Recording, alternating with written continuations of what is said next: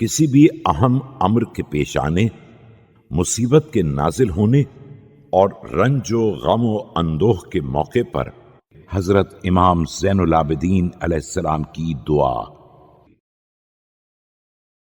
شروع نام سے اللہ کے جو بڑا مہربان نہایت رحم کرنے والا ہے۔ اے وہ جس کے ذریعے مصیبتوں کے بندھن کھل جاتے ہیں، اے وہ جس کے باعث سختیوں کی باڑھ کند ہو جاتی ہے، اے وہ جس سے تنگی و دشواری سے وسعت و فراخی کی آسائش کی طرف نکال لے جانے کی التجا کی جاتی ہے، تو وہ ہے کہ تیری قدرت کے آگے دشواریاں آسان ہو گئیں۔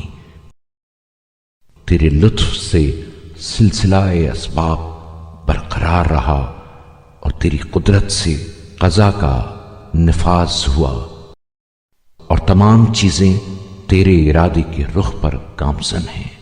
وہ بن کہے تیری مشیت کی پابند اور بن روکے خود ہی تیرے ارادے سے رکی ہوئی ہیں۔ مشکلات میں تجھے ہی پکارا جاتا ہے اور بلیات میں تو ہی جائے پناہ ہے۔ ان میں سے کوئی مصیبت ٹل نہیں سکتی مگر جسے تو ٹال دے، اور کوئی مشکل حل نہیں ہو سکتی مگر جسے تو حل کر دے۔